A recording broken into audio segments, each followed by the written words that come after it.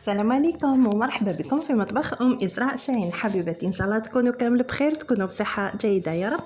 خياتي ما تنساونيش بالجيم وما تنساونيش بالاشتراك في القناه وتفعيل الجرس ليصلكم كل جديد.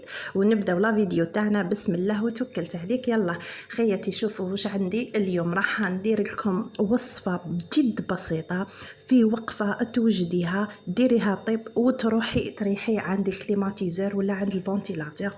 هنا واش عندي 3 حبيبات بطاطا، عندي حبه بصل متوسطه، عندي ملح فلفل كحل هذا مكان، وعندي بطبيعه الحال الزيت. هنا ندير الزيت تاعي في القدره في كسرونه ولا اللي طيبي فيه، وندير شوفوا هذا الجواز يجي بزاف بنين بلا لحم ويجي بزاف بنين، هذا تاع الزمان.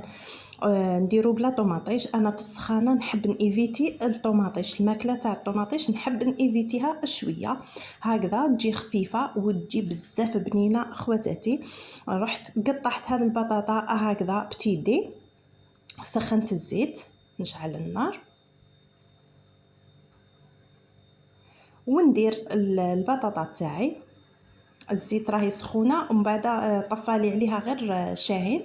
درت البطاطا، ندير البصل نديرو كامل في مره هكذا باش تغطيها وتروحي تريحي عند الكليماتيزور، تحسي بها طابت روحي طفي هذا مكان وراهي واجده وتجي بنينه وتجي معسله وما تجيش هذيك البطاطا اللي تجي ناشفه.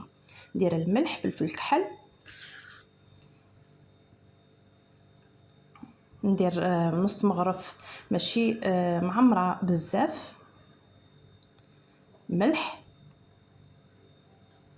برك وشنو خياتي، هذا الجواز يحب التقليه، لازم نقلوه مليح باش يجينا بنين، يعني نقلوه غير في المره الاولى نحركوه باش هذيك البطاطا ما تلصقناش من تحت. نهاوليكم فلفل كحل. شوفوا ما حبيتش نسرع لكم الفيديو هكذا باش تعرفوا كيفاش يوجد وكيفاش حال المده تاعو، تقدري ما تحسيلوش كاع كيفاش وجدتيه وانتي درتي فطورك ولا عشاك. هكذا نخلط بالمغرفه تاع العود، نخلط مليح هكذا باش نيفيتي هذاك الالتصاق اللي يلصق لي لتحت. نزيد نخلط، انني نقليها ونحرك شويه، نقليها ونحرك شويه. راكو تشوفوا فيا كيفاه راني نحرك مليح هذيك البطاطا باش تتشرب هذاك الملح وهذوك الفلفل الكحل وتدي البنه ثاني تاع البصل. كيما البصل راه فيه الماء، البطاطا فيها الماء، يعني راهي اكله صحيه. ونمرق بكاس تاع الماء، كاس ونص تاع الماء. نزيد نخلط هكذا خواتاتي.